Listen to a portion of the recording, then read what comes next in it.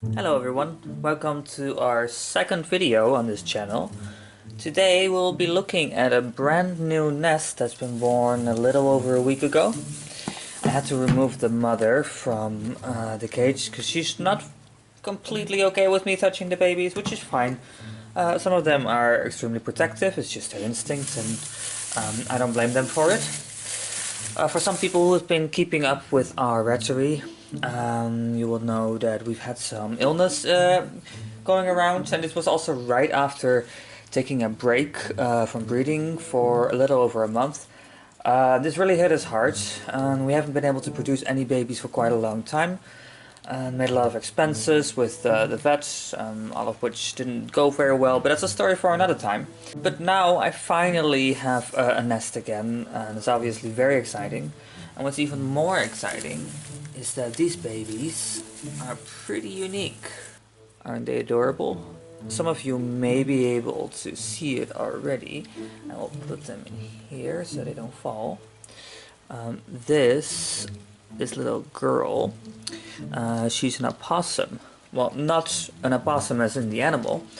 It has to do with the pattern. There's like this right here, this little white spot that you see that is what you would call blazed. And this on opossum is pretty similar, but it goes a little bit further back, if you may be able to see. It's possibly not the best example. And they also have a bunch of spots on the back, and I guess whoever discovered this gene thought it looked like an opossum. And yeah, it's called opossum. It's a recessive gene, and especially I'm gonna put them in this warm little bucket hat that I crocheted, so they don't get cold. If you combine the opossum gene with some other recessive gene, in this case Himalayan Siamese, you actually get some pretty rare combinations, and that is definitely something I can use. It's not only just exciting being able to make such rare babies, it also makes a little bit of extra money, and of course money is never ever the main focus with my rattery. But considering these animals do cost money to take care of, and I made quite a few expenses, this is the perfect time to produce some rats that are slightly more expensive, so I can continue to take very good care of my rats. Any money made in my rattery has never ever gone to myself. I really only do this so I have enough money to take care of all of my animals, and of course because I'm extremely passionate about it. So we probably don't have the best lighting here, but considering how sunny it is outside, I don't think we're gonna get great lighting anywhere. But let us look at all the babies. There are only 2 males in this whole nest. I think it's this one. This is just a regular variegated, still very awesome. He's just black and white, has a cool blaze that is kind of mismarked, I would say. It's not exactly the way it's supposed to be, but I absolutely love rats with patterns like this. They always sell very well too, which obviously is important, so you can breed the sweetest and healthiest rats ever, but if no one wants to buy them, well, obviously that's not sustainable. So I do try to breed some nice patterns that people really want, but for anyone who knows us, they know that the health and personality of our rats are more important. But like I said, if all the rats have great personalities, but they're all like white rats with red eyes, they're not going to sell. That's just how it works. There was one other male. I think I showed you him earlier. Where is he? Speaking of white rats with red eyes, here is one, but it's only one, and considering she has a pretty high chance of having odd eyes, which means she has 2 different colored eyes, in her case red and ruby. Considering there's a pretty high chance of her having that, and it's only one, I don't really have an issue with it, but if there were many in a nest that was just white with red eyes, like that just would not be a good idea to continue with that line, or continue with those babies, or to do that pairing again. Also because white rats are known to sometimes have some health issues. I've never really had that happen, but there is a higher risk, so I don't breed for that. Here's the other male. Let's see. Oh, you can't really see him on camera. This is a blazed Siamese, also variegated, which you can see by this cool pattern. If it was just a regular blazed Siamese, he would have that beige color all over his body, not the spots like this. This beige color does fade over time. It's usually around 5 weeks it kind of starts. And they turn into more like an off-white color, and they get those dark spots on the nose and tail and paws and ears like you would see with Siamese or Himalayan. So yeah, that's going to be really awesome because of the little blaze on his nose. You can see it like this because of this pattern. Once he gets those dark spots, you will see this like white spot like really well, and it's going to create an awesome contrast. I really love blazed Siamese. One of my first nests I had a blazed Siamese who sadly did not have a great personality, so I did not proceed with her. But that was really awesome to see, and it will always have a little place in my heart. Here we have another Siamese variegated with a blaze. As you can see, this blaze is more off to the side. The blaze is technically kind of supposed to look like the one you saw in the male, but these also look very awesome, especially when they get those like Siamese spots. And I'm not trying to breed like the perfect looking reds, I just want them to be sweet and healthy. That's the most important to me. So I'm not bothered by the blaze not being correct. Also, all of these that are Siamese have a very good chance of being odd eyes, especially with the blaze, where the pattern on one side covers the eye and the other side not completely. There's a pretty high chance of getting odd eyes. Technically speaking, odd eyes are not like genetic, but you can breed for it. It has more to do with them carrying red or ruby eyes. Both would be ideal in this scenario, of course. And it also has to do with the pattern. So it is something you can breed for, but it is never guaranteed, and it's technically not genetic.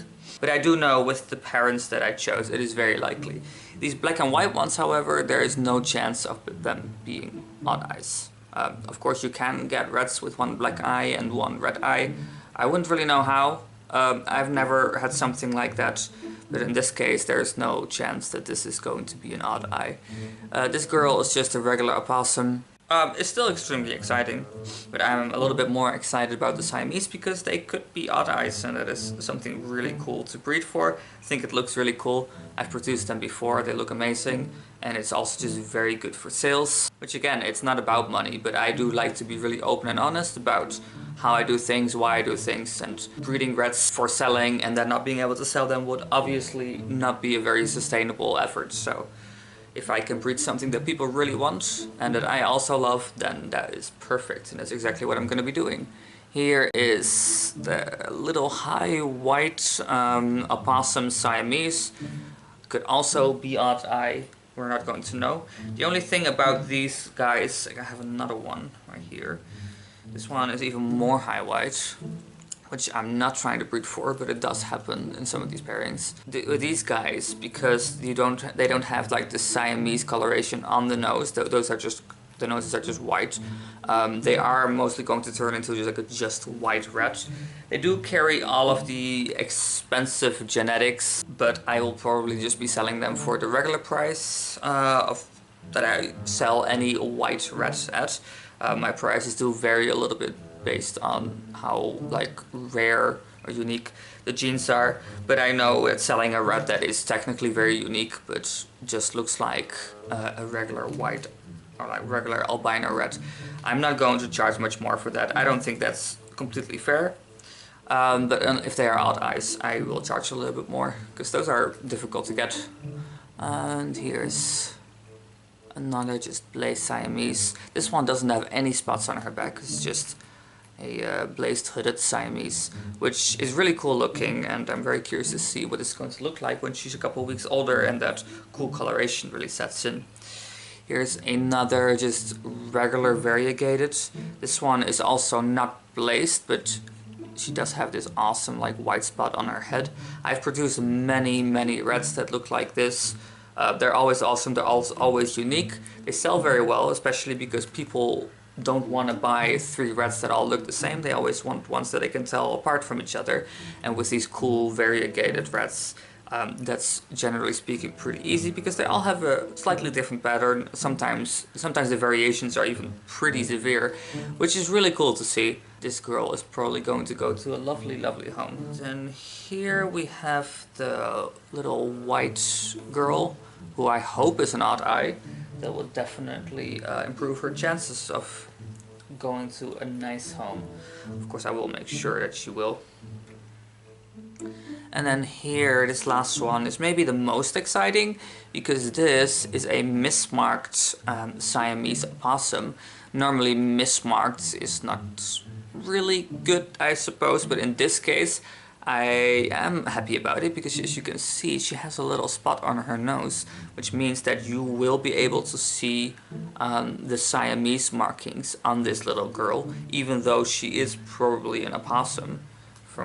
I'm pretty new to the opossum gene, but I am fairly certain that this is one. And she may also be an odd eye, just like the rest of them. So yeah, that's very exciting. And I'm really excited to see these little guys grow up. So I was originally going to end the video there, but there's 2 other nests that are a lot younger still, that I didn't even look at yet. And since they're a few days old, I should be able to see what the patterns are and have a pretty good estimate of what the colors are like.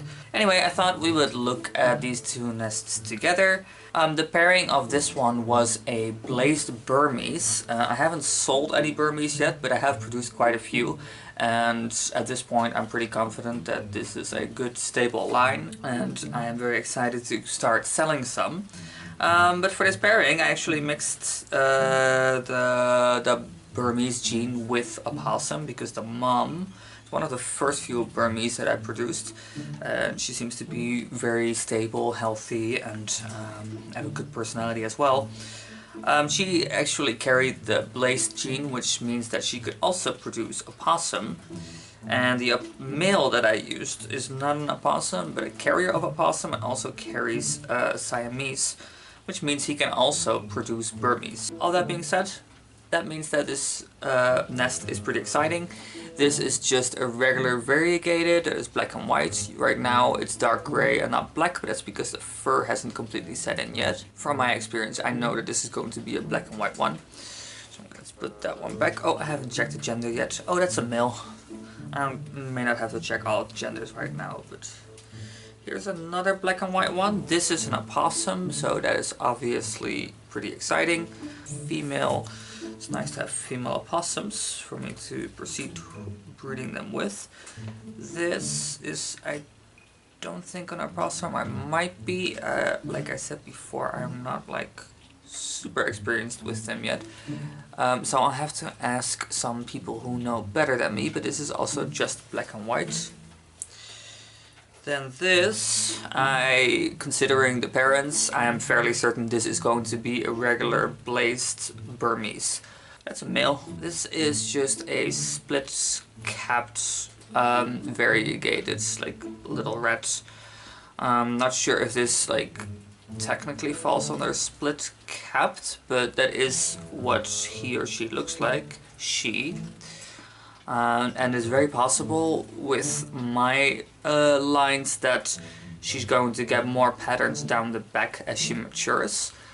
Although that may also not happen. Either way, this is going to be a very pretty and adorable looking girl, and I know she will find a lovely home. This one only has a little spot on the nose, and I'm guessing it's probably going to be black. It's a little bit difficult to tell. I think this one, it's also a girl, will probably get spots right like here behind the ears as well. Something that happens in my line quite a lot, and I don't really know why. I don't know what genetic is doing that, or if that's something unique. Probably isn't, but it's definitely something really cool to see. And the very first red that I ever owned also had those spots, so that's probably why I really like seeing it. This one just looks like a completely white red. It also looks like a runt. with a runt like this. They usually make it, at least with me, but it's possible they don't make it, so it's good to keep that in mind. With breeding any animals, there's always going to be some fatalities. Shouldn't happen often, but it does happen. So when I see a little runt like this, I kind of just don't expect them to make it, even though they probably do, because having that mindset kind of saves me from getting hurt when they don't make it. This one is either going to be a blazed Burmese with only some spots on the head, or Siamese. It could also just be a regular Siamese. Either way, she is going to be very pretty. I love that little blazed pattern. You can barely see it, but we'll see. Siamese or Burmese, either way, she's going to be great. We have another like split-capped looking red, and I think this one is also an opossum. Yeah, this is also an opossum, just a high white opossum. I think black and white, maybe Burmese. Again, it's kind of difficult to tell at this stage. This is a male. This one is going to be very pretty as well. This one, I don't really see some very obvious spots. I think there are some spots, but very light. So I would say either Siamese or Burmese. Definitely high white, also a female. I have a lot of females in these nests. I don't mind though, because they usually sell a little better. Here is clearly an opossum, and I think Burmese, or maybe Siamese, but I think Burmese opossum. Unfortunately male, so probably can't keep that one. If it was a female, I would keep it.